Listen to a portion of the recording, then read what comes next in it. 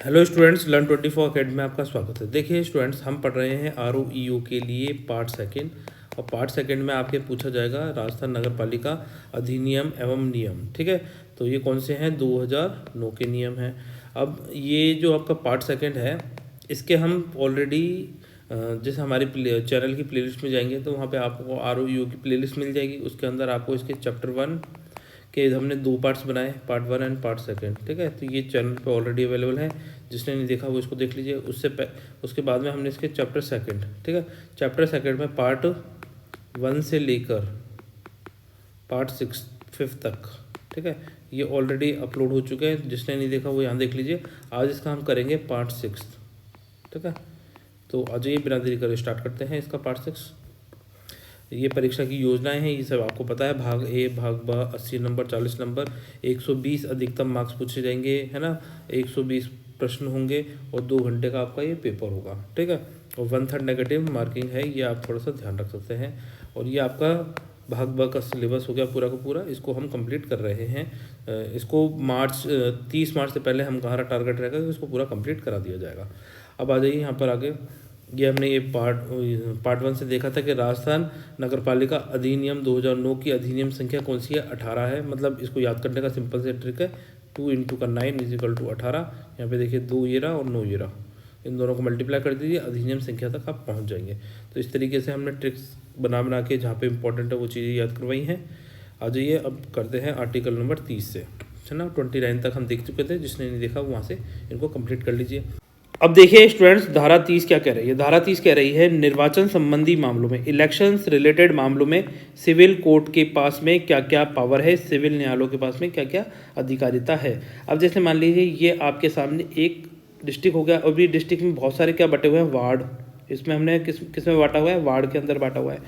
अब ये अलग अलग वार्ड हैं। अब इनका जो ये परिसीमन है, ठीक है, ये किसके दायरे में आता है? इससे रिलेटेड अगर जैसे मान लो स्थानों का कोई आवंटन करना है या फिर निर्वाचक नामावली है तैयार करना है, इससे संबंधित कोई भी क्वेश्चन अराइज होता है तो क्या हम सिविल न्यायालयों में जा सकते हैं या नहीं?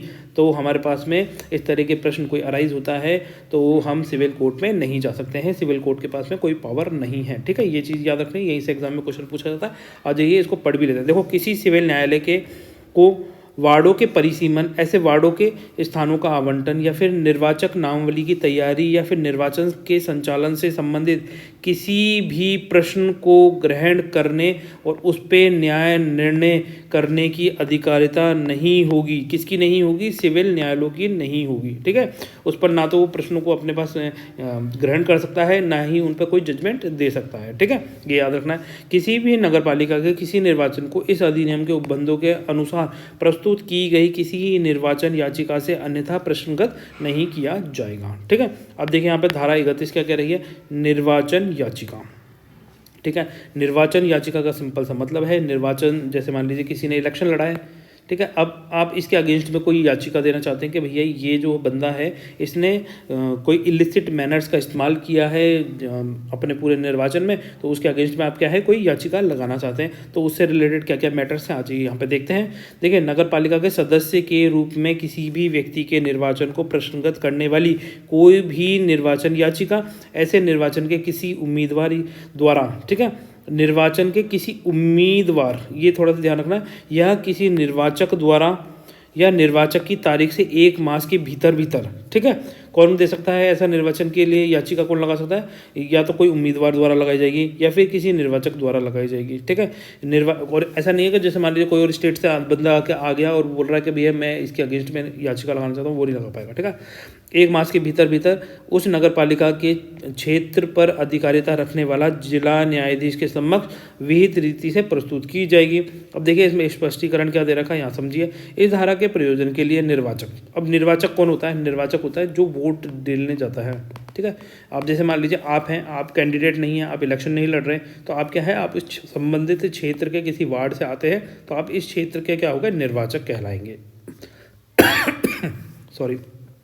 ठीक है, तो निर्वाचक से संबंधित ऐसा कोई व्यक्ति जो उस निर्वाचन या फिर निर्वाचक याचिका से संबंधित है, ठीक है, जो मत देने का हकदार था, चाहे उसने निर्वाचन में मत किया हो या नहीं किया हो। ठीक है। यहाँ पर जो इस रजिस्टर्ड होगा वही तो निर्वाचक हो सकता है। अब जैसे मान लीजिए ये बी है, ये वाला बी वार्ड है और ये डी वार्ड है, तो डी वार्ड का बंदा जाके बी वार्ड के बंदे के अगेंस्ट में निर्वाचक याचिका नहीं लगाएगा। तो यहाँ पे कौन लगाएगा? बी ही लगा सकता है, क्योंकि ये बी ही इस क्षेत्र का संबंधित क्या है? वोटर है, तो उसकी बात कर रहा है, चाहे इसने यहाँ पे वोट दिया हो या नहीं दिया हो, पर ये यहाँ का निर्वाचक कहलाएगा। थोड़ा सा क्लियर कर दूँ। यहाँ देखिए वापस से इसको चाहे पढ़ लीजिए, यहाँ ऐसी ही चीज़ों से क्वेश्चंस निकल के आते हैं एग्जाम में, फिर आप सोचते हैं कि यार ये क्वेश्चन कहाँ से पूछ लिया।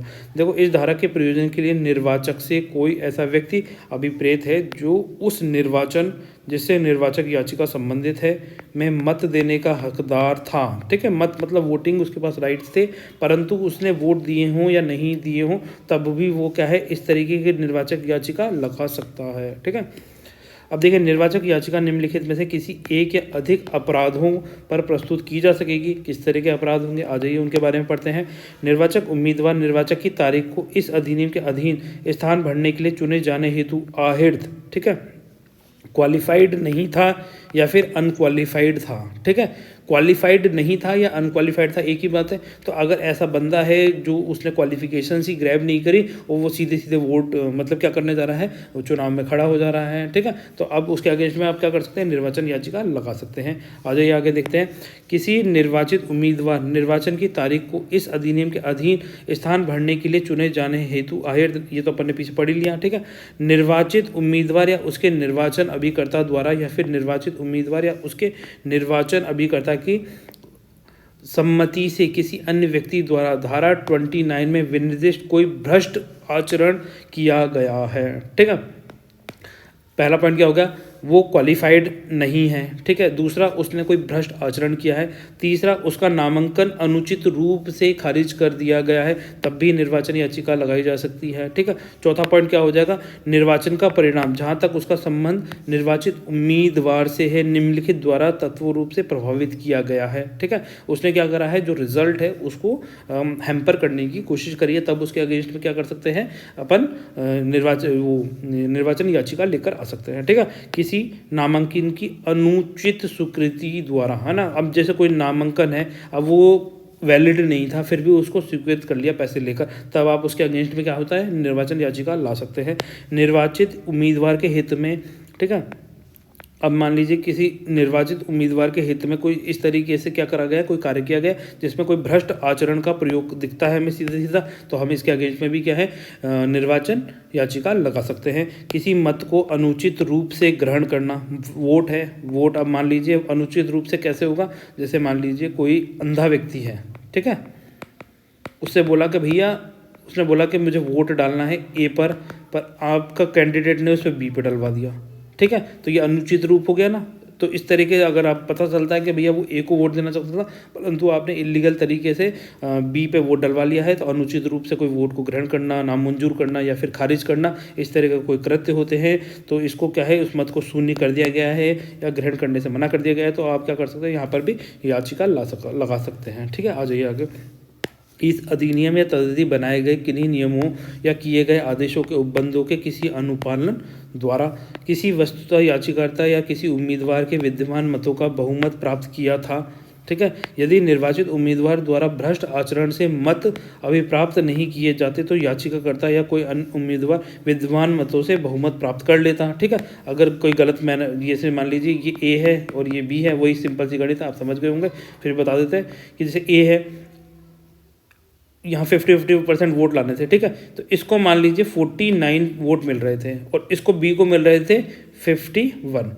तो ए को पता चला यार सिर्फ मेरे को 2-3 वोट चाहिए, तो इसने क्या करा, इसके जो 2-3 वोट थे वो अपनी तरफ ले लिए अनुचित तरीके से, कोई भी मेथड अपनाकर इसने क्या करा, यहाँ पर कर लिए 52 वोट और इसके कर दिए 48 वोट, तो ये बी हार गया अनुचित। तो आपको पता चल गया कि यार मेरे को तो 51% वोट मिल रहे थे और इसने कोई गलत तरीके से कोई इस तरीके से गलत इलिसिट मैनर प्रैक्टिस करी है और भ्रष्ट आचरण का उपयोग करते हुए पैसे वैसे खिलूकर अपने लिए 3 वोट इकट्ठा कर लिए हैं, तो फिर ये इस तरह का आपको पता चलेगा, तो आप उसके अगेंस्ट भी याचिका लगा सकते हैं। निर्वाचन याचिका की सुनवाई में जिला न्यायाधीश ऐसी प्रक्रिया या अनुसरण करेगा, ऐसी शक्तियों का प्रयोग करेगा जो विहित की जाए। ठीक है, तो कौन करेगा, किसके पास पावर है, जिला न्यायाधीश के पास में इस तरह की पावर है। जिला न्यायाधीश ऐसी प्रक्रिया का अनुसरण करेगा या ऐसी शक्तियों का प्रयोग करेगा जो विहित की जाए। ठीक है, थोड़ा ध्यान रखना। निर्वाचन याचिका लगाएंगे तो जिला मजिस्ट्रेट के पास पावर होंगी। अब देखिए धारा 32 क्या करेगी, जिला न्यायाधीश के आदेशों से अपील। ठीक है, अब जैसे जिला न्यायाधीश ने कोई आदेश पारित कर दिया, अब इसके अगेंस्ट में आपको अपील लगानी है तो आप कहाँ जाएंगे, हाई कोर्ट के पास जाएंगे। ठीक है, कहाँ जाएंगे, जिला न्यायाधीश के आदेशों के अगेंस्ट में अगर आपको कोई अपील लगानी है तो आप कहाँ जाएंगे, हाई कोर्ट। ठीक है, ये थोड़ा सा ध्यान रखें, ये एग्जाम में इस तरह के ही क्वेश्चन पूछे जाते हैं। आ जाइए इसके बारे में भी पूरा पढ़ते हैं। देखो धारा 31 के अधीन दायर याचिका पर जिला न्यायाधीश द्वारा किए गए प्रत्येक आदेश से अपील उच्च न्यायालय को होगी। ठीक है, इसके अगेंस्ट में आपको कोई भी अपील करनी है तो कहाँ जाएंगे, हाई कोर्ट के अंदर जाएंगे। उच्च न्यायालय को इस अधिनियम तदरी बनाए गए नियमों के उपबंधों के अधीन रहते हुए इस धारा के अधीन अपील के संबंध में वही शक्तियाँ या अधिकारिता या फिर प्राधिकृत होगा और वह प्रक्रिया का अनुसरण करेगा जैसा वह अपनी सिविल अपील, कौन सी अपील, सिविल अपील अधिकारिता की स्थानीय सीमाओं के भीतर स्थित किसी सिविल न्यायालय द्वारा पारित मूल डिग्री से अपील की दशा में करता है। तो जो यहाँ पर देखो हाई कोर्ट कौन सी पावरों का इस्तेमाल करेगा, सिविल कोर्ट की पावरों का इस्तेमाल करेगा। ठीक है, ये थोड़ा सा ध्यान रखना।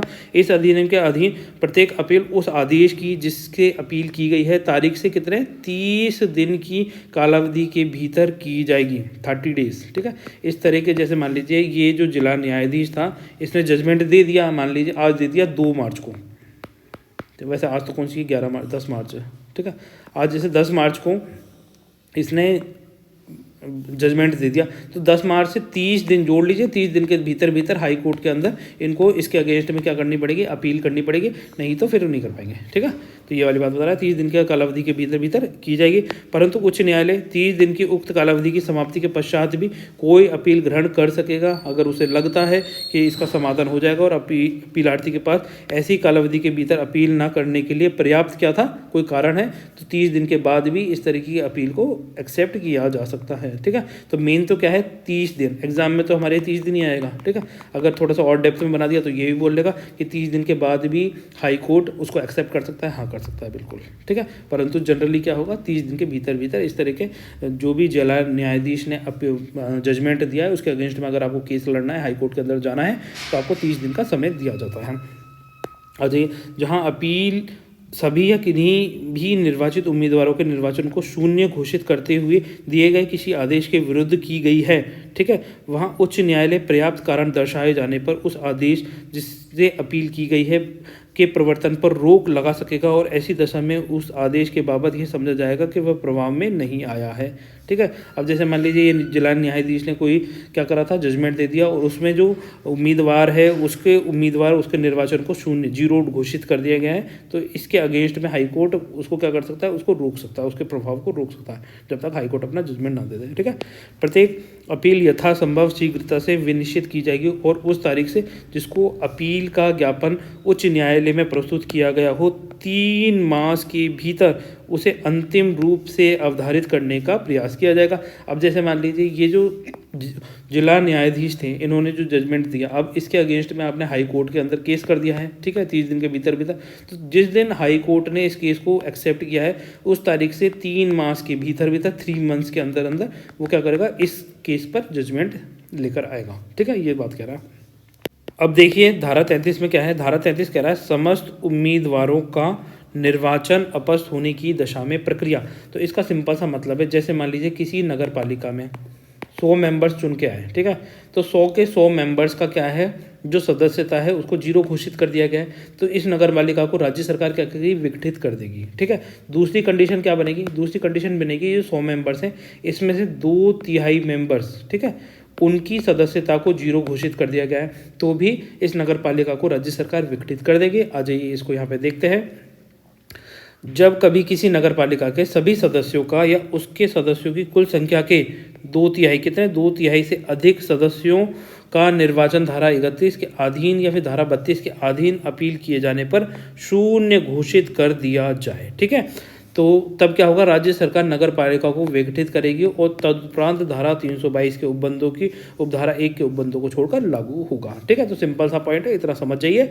अगर 100% जो मेंबर्स हैं उनकी सदस्यता को 0 घोषित कर दिया जाता है, या फिर 2/3 या 2/3 से अधिक मेंबर्स की सदस्यता को 0 घोषित कर दिया जाता है, तो क्या होगा, इस तरह की जो नगर पालिका है उसको राज्य सरकार विघटित कर देगी। ठीक है, आज ये धारा 34 देखते हैं, आदेशों और विनिश्चयों की अंतिमता। तो देखो, कोई भी आदेश होगा या कोई विनिश्चयता है, ठीक है, तो इसका फाइनल जो जजमेंट कौन लेगा, ये लेगा जिला न्यायाधीश के आदेश अंतिम होंगे और निश्चित होंगे, है ना। जो जिला न्यायाधीश ने जो भी डिसीजन दिया है वो आदेश क्या होगा, अंतिम होगा या फिर निश्चित होगा, वही फाइनल जजमेंट माना जाएगा। धारा 35 में देखिए निरर्ता है। निरर्ता है मतलब डिस्क्वालिफिकेशंस, निम्नलिखित में से किसी नगर पालिका की सदस्यता के लिए निरर्ताएं हो जाएंगी, अर्थात उसने क्या करा है, धारा 28 में निर्दिष्ट निर्वाचन संबंधी अपराधों से वो जुड़ा हुआ है, उसने कोई अपराध किया है तो उसके जो क्वालिफिकेशन है उसको डिस्क्वालीफाई कर दिया जाएगा। उसने सदस्यता ग्रहण भी कर लिया तो भी क्या हो, उसको डिस्क्वालीफाई कर दिया जाता है। ठीक है, अगर उसने किसी भ्रष्ट आचरण का प्रयोग किया है, धारा 29 में अपन पीछे पढ़ के आ चुके हैं भ्रष्ट आचरण कौन कौन से, तो अगर वो किसी भ्रष्ट आचरण में लिप्त पाया जाता है तो भी उसकी सदस्यता को क्या होगा, डिस्क्वालीफाई कर दिया जाएगा।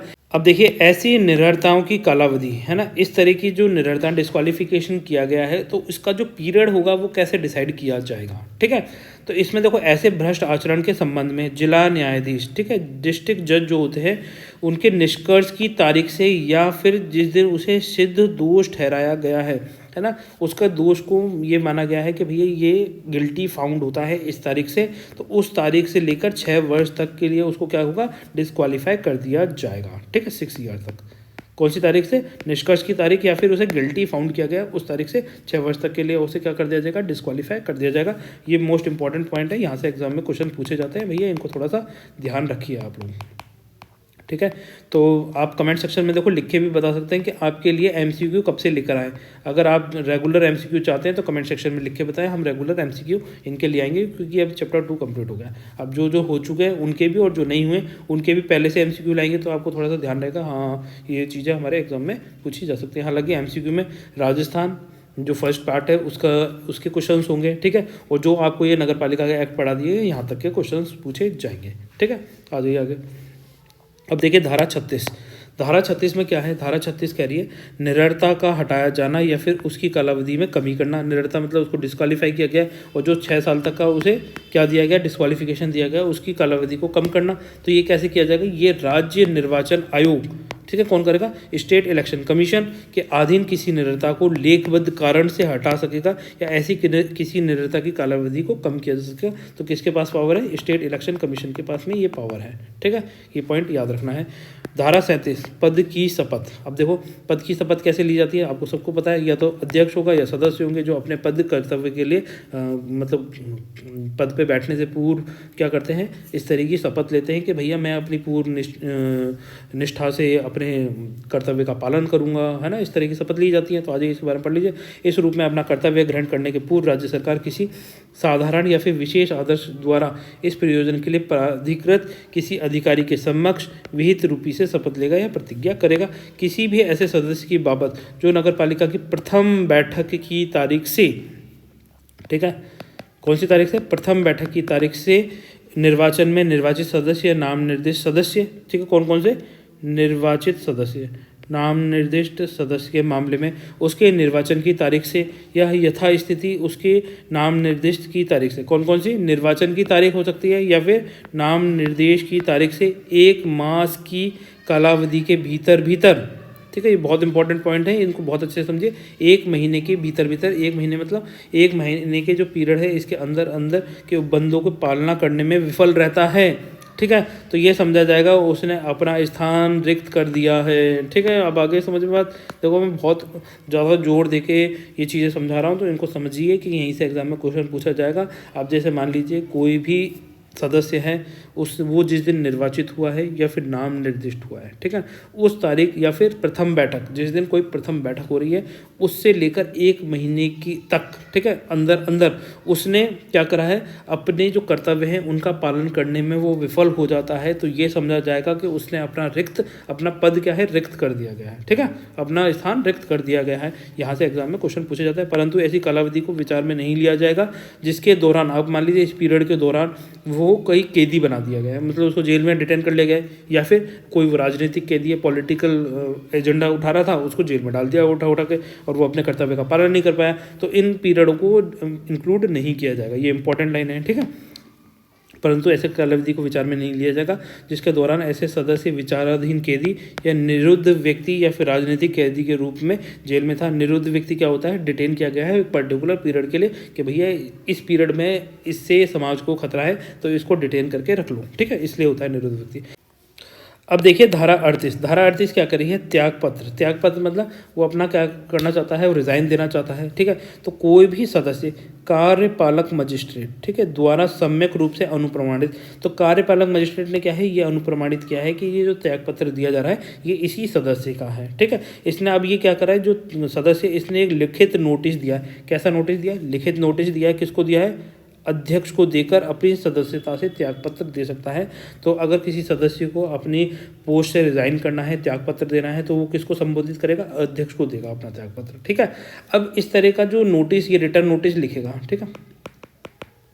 तो जिस डेट को इसने ये नोटिस लिखा, इससे लेके 15 तारीख तक, ठीक है, 15 दिवस, 15 तारीख नहीं 15 दिन तक, वो अगर जैसे मान लीजिए इसने नोटिस दे दिया कि मैं अपने पोस्ट से रिज़ाइन कर रहा हूँ, और 15 दिन बीत जाने के बाद में ये समझ लिया जाएगा उसने अपने वो पोस्ट से रिज़ाइन कर दिया गया। या फिर दूसरी कंडीशन बनती है कि उसने जो अपना ये जो त्यागपत्र जो लिखा है ये इसने किसको दे दिया है, अध्यक्ष को दे दिया है, और अध्यक्ष ने जिस तारीख को स्वीकृत कर लिया उसी दिन से उसको क्या माना जाएगा, फिर ये मतलब रिज़ाइन कर चुका है, ठीक है, उस दिन से उसको प्रभावी रूप से समझा जाएगा, ठीक है। आज यहाँ पढ़ लीजिए, देखो अध्यक्ष ने त्यागपत्र दे सकेगा। ऐसा त्यागपत्र नोटिस की तारीख से 15 दिन की समाप्ति के पश्चात या अध्यक्ष द्वारा त्यागपत्र स्वीकृत करने की तारीख जो भी पहले हो से प्रभावी माना जाएगा, इस तरीके का त्यागपत्र, ठीक है। आ जाइए नेक्स्ट चलता है। अब देखिए धारा 39 क्या कह रही है। धारा 39 कह रही है सदस्य को हटाया जाना। अब जो सदस्य हैं उनको किस किस तरीके से हटाया जाएगा, राज्य सरकार उपधारा 3-4 के उपबंधों के अध्ययन रहते हुए नगर पालिका किसी सदस्य को निम्नलिखित किसी भी आधार पर हटा सकेगी। अब कौन कौन से आधार होंगे, देखो पहला आधार सिंपल सा है कि नगर पालिका की इजाज़त के बिना 3 से अधिक क्रमवर्ती साधारण बैठकों में वह अनुपस्थित रहा, ठीक है। कंटिन्यू, जैसे पहली बैठक होती है 1, और दूसरी बैठक होती है 15 तारीख को, और तीसरी बैठक होती है 30 तारीख को मान लीजिए। अब ये 3 बैठकों में कंटिन्यू आया ही नहीं है, ठीक है, एग्जाम्पल लेके चल रहा है, तो अब ये माना जाएगा कि भैया ये अपने कर्तव्य का पालन नहीं कर रहा है, इसको हटाओ, ठीक है। तो इस सदस्य को क्या हटा सकते हैं, परंतु ऐसी कालावधि को विचार में नहीं लिया जाएगा जिसके दौरान सदस्य कैदी, निरुद्ध व्यक्ति या राजनीतिक कैदी के रूप में जेल में था, ठीक है। इस पीरियड को नहीं माना जाएगा। अगर जैसे मान लीजिए तीनों बैठकों के समय में क्या है, जेल में बंद है, तो भी क्या ऐसे हटा देंगे, नहीं है, तब नहीं हटाएंगे, है ना। वह धारा 37 के उपबंधों का पालन करने में क्या है, विफल रहता है। उसने अपने निर्वाचन के पश्चात धारा 14-24 में वर्णित कोई निरर्हता, कोई डिस्क्वालिफिकेशन उपवाकत कर ली गई है, वो डिस्क्वालीफाइड हो जाता है ना, और अपने कर्तव्यों को, अपेक्षाओं को पूरा नहीं करता है, तो भी उसको क्या होगा, डिस्क्वालीफाई, सदस्यता से हटाया जा सकता है ना। अब यहाँ पे पढ़ लीजिए, उसने सदस्य के रूप में अपने कर्तव्यों के पालन में जानबूझकर क्या करी है, अपेक्षा की है या फिर परिवर्जन किया है, ठीक है, तो भी उसको क्या है, सदस्यता से हटाया जा सकता है। वह अपने कर्तव्यों के निर्वहन में अवचार का दोषी रहा है। उसने किसी निकट आचरण, है निष्कृष्ट आचरण, कोई गंदे आचरण का दोषी साबित होता है, ठीक है। वह सदस्य के रूप में अपने कर्तव्यों का पालन करने में असमर्थ हो गया है, या फिर वह इस अधिनियम के अधीन सदस्य के रूप में चुने जाने के लिए निरर्थित, डिस्क्वालीफाई हो गया है, तो भी उसे सदस्यता से हटाया जा सकता है। उसने ऐसे सदस्य के रूप में अपनी स्थिति का किसी रीति से अन्यथा दुरुपयोग किया है, तो भी उसको सदस्यता से हटाया जाएगा, है ना। दुरुपयोग के मामले में अगर जैसे मान लीजिए आप अपनी पोस्ट का कोई गलत मिसयूज़ करेंगे, तो भी आपको क्या करेंगे, हटा दिया जाएगा ना। तो यही कारण होते हैं हटाने के, ठीक है। कोई अच्छे कारणों से थोड़ी हटाता है, कोई अच्छा कार्य करेगा, रोडें बनवाएगा, कोई मान लो बढ़िया कार्य कर रहा है किसी में, ठीक है, तो उसको थोड़ी हटा दिया जाएगा भाई, जो गलत काम करेगा उसको ही हटाया जाएगा। तो देखो अब देखिए स्टूडेंट्स, जैसे मान लीजिए कोई सदस्य है, कोई मेंबर है, अब उसको अपनी पोस्ट से हटाना है, उसके ऊपर कोई एलिगेशंस लगाए गए हैं, ठीक है। तो अब उसको भी ये मौका मिलना चाहिए कि भाई उस पर जो एलिगेशंस लगाए गए हैं वो फॉल्स हैं, फेक हैं, वो भी प्रूव कर सके भैया मेरे ऊपर ये एलिगेशंस लगाए जा रहे हैं, ये गलत है। तो इसके लिए क्या होगा, राज्य सरकार एक कमेटी बनाएगी या फिर वो खुद जाँच करा सकती है, ठीक है। आज ये इसके बारे में पढ़ते हैं। देखो, परंतु हटाए जाने का कोई आदेश राज्य सरकार द्वारा ऐसी जाँच के पश्चात जो वह आवश्यक समझे, जिसे वह या तो स्वयं कंडक्ट करे या फिर कैसे ऐसे किसी विद्यमान या सेवानिवृत्त अधिकारी से, है ना, कैसा अधिकारी जो राज्य स्तरीय सेवा रैंक से नीचे का अधिकारी ना हो, ऐसे प्राधिकारी से जिसका वह निर्देश दे करवाएगा और संबंधित सदस्य की स्पष्टीकरण का अवसर दिए जाने के पश्चात ही पारित किया जाएगा, ठीक है। वो स्पष्टीकरण दे पाए कि भैया मेरे अगेंस्ट में जो चार्जेस लगाए गए हैं वो गलत है। अब देखिए, उपधारा 1 के द्वारा प्रदत्त शक्ति का प्रयोग राज्य सरकार द्वारा स्वयं प्रेरणा से या फिर उस निमित्त नगर पालिका से कोई रिपोर्ट प्राप्त होने पर या फिर अन्यथा राज्य सरकार की जानकारी में आए तथ्यों के आधार पर किया जाएगा। परंतु इस आधार के अधीन राज्य सरकार के किसी आदेश द्वारा किसी सदस्य को जब तक हटा नहीं दिया जाए तब तक वह अपने पद पर क्या होगा, पद को रिक्त नहीं करेगा और वो सारी जो भी उसको फैसिलिटीज़ मिल रही हैं, जो भी वो कार्य कर रहा है और अपनी शक्तियों का प्रयोग कर सकता है, ठीक है। ये वाली बात कह रहा है। आज इसमें देखते हैं, अंतर्राष्ट्रीय उपबंधों के अधीन रहते हुए सदस्य के रूप में कार्य करता रहेगा तथा सदस्य की समस्त शक्तियों का प्रयोग और कर्तव्यों का पालन करता रहेगा और ऐसी हैसियत में इस अधिनियम के अधीन सदस्य के समस्त अधिकारों का हकदार तथा समस्त दायित्वों का अधिकार रहेगा, ठीक है। सारे जो भी उसके पास में पावर है उनका और जो भी लाइबिलिटीज़ हैं उसका वो क्या रहेगा, हकदार रहेगा। उपधारा 1, है ना, कि अंतर्विषय किसी बात के होते हुए जहाँ किसी सदस्य को उक्त उपधारा के परंतु में निर्दिष्ट जांच के परिणाम स्वरूप संबंधित सदस्य के स्पष्टीकरण को सुनने के पश्चात उपधारा 1 में निर्दिष्ट उपधाराओं में से किसी भी आधार पर हटाने का प्रस्ताव किया जाए, तब राज्य सरकार ऐसे सदस्य के विरुद्ध सुस्पष्ट आरोप वर्णित करते हुए एक विवरण तैयार करेगी और उसे राज्य सरकार द्वारा प्रयोजनार्थ नियुक्त किए जाने वाले जिला न्यायाधीश, कौन सा, जिला न्यायाधीश की रैंक के किसी न्यायिक अधिकारी द्वारा जांच और निष्कर्षों के लिए भेजेगी, ठीक है। अब ये जो भी उसके अगेंस्ट में चार्जेस लगे हैं उसकी जांच कौन करेगा, जिला न्यायाधीश की रैंक के किसी न्यायिक अधिकारी द्वारा इन तथ्यों की जांच की जाएगी जो उसके अगेंस्ट में चार्जेस लगाएगा वो सही है गलत है, ठीक है। इस प्रकार नियुक्त किया गया न्यायिक अधिकारी आरोपों की जांच करेगा तथा संबंधित सदस्य को यदि वह उपस्थित होता है सुनेगा, विवरण में उपवर्णित प्रत्येक मामले और साथ ही प्रत्येक ऐसे अन्य मामले जिसे वह आरोप के लिए सुसंगत समझता है निष्कर्ष अभिलिखित करेगा और ऐसे निष्कर्ष के साथ अभिलेख राज्य सरकार को भेजेगा। किसको भेजेगा, राज्य सरकार को भेजेगा। तदुपरांत लेखबद्ध किए जाने वाले कारणों से या तो पुनः जांच का आदेश देगा या फिर अंतिम आदेश पारित करेगा, ठीक है। या तो वो पुनः जांच के लिए भेज सकता है कि भैया जो इसके ऊपर आरोप लगाए गए हैं इनको दोबारा से वेरीफाई किया जाए, या फिर उस पर एक फाइनल जजमेंट भेज देगा। और ये किसको भेजेगा, ये जो न्यायिक अधिकारी है ये भेजेगा राज्य सरकार को भेजेगा जो भी अपनी रिपोर्ट है, ठीक है। उपधारा 4 के अधीन जांच की सुनवाई करते समय न्यायिक अधिकारी प्रक्रिया के ऐसे नियमों का पालन करेगा जो राज्य सरकार द्वारा विहित किए जाए और उसे वही शक्तियाँ होंगी जो सिविल प्रक्रिया संहिता 1908 में जो केंद्रीय अधिनियम संख्या 5 है 1908 का, उसमें उसको पावर है, ठीक है। सिविल न्यायालय को जो पावर होती है वही सेम पावर इसको भी होगी, ये थोड़ा सा याद रख सकते हैं। सिविल प्रक्रिया संहिता 1908 में जो पावर सिविल कोर्ट्स को होती है वही सारी पावर इसको भी होगी, ठीक है। किसी सिविल न्यायालय में निम्नलिखित विषयों के संबंध में वाद का विचरण करते समय निहित होती है वही सारी पावर इसके पास भी होंगी। देखो अब कौन कौन सी पावर होंगी, किसी व्यक्ति को सम्मन करना, हाजिर करना, शपथ पर उसकी परीक्षा कराना, ठीक है। कोई ऐसा दस्तावेज मंगवा सकते हैं या फिर कोई अन्य सामग्री साक्ष्य में पोषणीय हो या प्रकटीकरण या उसे पेश किए जाने की अपेक्षा करना हो, इस तरह के आदेश जारी कर सकते हैं।